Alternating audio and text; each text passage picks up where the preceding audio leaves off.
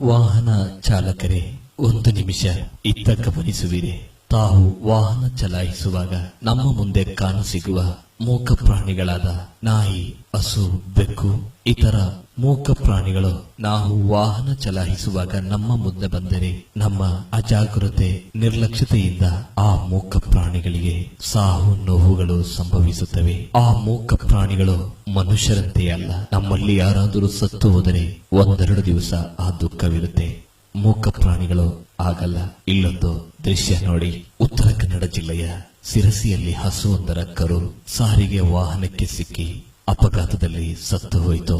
ಇದನ್ನು ಕಣ್ಣಾರೆ ನೋಡಿದ ಆ ಹಸು ಪ್ರತಿದಿನ ಆ ವಾಹನವನ್ನು ತಡೆದು ತನ್ನ ಆಕ್ರೋಶವನ್ನು ವ್ಯಕ್ತಪಡಿಸುತ್ತಿದೆ.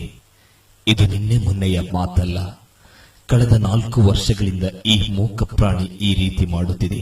4 ವರ್ಷದ ಹಿಂದೆ ದಾಂಡೇಲಿ ಡಿಪೋದ K31F 857 ಕ್ರಮ ಸಂಖ್ಯೆಯ ಕರ್ನಾಟಕ ವಾಯುವ್ಯ ಸಾರಿಗೆ ವಾಹನ ವೇಗವಾಗಿ ಬಂದ ಪರಿಣಾಮ ಮುಂಭಾಗದ ಬಲ ಚಕ್ರಕ್ಕೆ ಹಸುವಿನ ಕರು ಸಿಕ್ಕಿ ಕಣ್ಣೆದುರಲ್ಲೇ ಪ್ರಾಣ ಬಿಟ್ಟಿತು. ಆ ನೋವಿನಲ್ಲಿ ಈ ಹಸು ಪ್ರತಿದಿನ ಆ ಬಸ್ಸಿಗಾಗಿ ಶಿವಾಜಿ ರಸ್ತೆಯ ಹಿಂಭಾಗದಲ್ಲಿ ಕಾದು ವಾಹನ ಬರುತ್ತಿದ್ದಂತೆ ಎದುರು ಬಂದು ನಿಲ್ಲುತ್ತದೆ. ಅಷ್ಟೇ ಅಲ್ಲ, ತನ್ನ ಕರುವನ್ನು ಸಾಹಿಸಿದ ಆ ಚಕ್ರಕ್ಕೆ ತಲೆಯಿಂದ ಗುದ್ದಿ ವೇಗವಾಗಿ ಚಲಿಸದಂತೆ ಮುಂದಿನಿಂದ ಬಂದು ತಡೆಯುತ್ತದೆ. ಶಿವಾಜಿ ರಸ್ತೆಯಿಂದ ಸಮೀಪದ ಬಸ್ ನಿಲ್ದಾಣದವರೆಗೂ ನಿಧಾನವಾಗಿ ಹೋಗುವಂತೆ ನೋಡಿಕೊಂಡು ನಂತರ ತನ್ನ ಪಾಡಿಗೆ ತಾನು ಹೊರಟು ಹೋಗುತ್ತದೆ. ಈ ಹಸುವಿನ ಕಾಟಕ್ಕೆ ಬಸ್ಸಿನ ಬಣ್ಣ ಬದಲಾಯಿಸಿ ಕೆಲವು ದಿನ ಬಸ್ಸನ್ನು ಸ್ಟ್ಯಾಂಡ್ ಅಲ್ಲಿಟ್ಟು ಮತ್ತೆ ರಸ್ತೆಗೆ ಬಿಡಲಾಯಿತು. ಆದರೂ ಹಸು ಮಾತ್ರ ಆ ಬಸ್ಸನ್ನೇ ಗುರುತು ಹಿಡಿದು ವೇಗವಾಗಿ ಹೋಗದಂತೆ ಮತ್ತೆ ಎಂದಿನಂತೆ ತಡೆಯಲು ಶುರು ಮಾಡಿದೆ.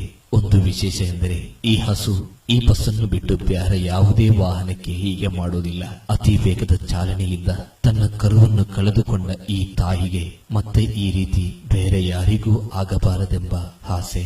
ಹೌದು ಚಾಲಕರೇ, ಸರ್ವ ಜೀವಿಯಲ್ಲೂ ಕರುಣೆ ತೋರಿರಿ. ಅವಸರವೇ ಅಪಾಯಕ್ಕೆ ಕಾರಣ.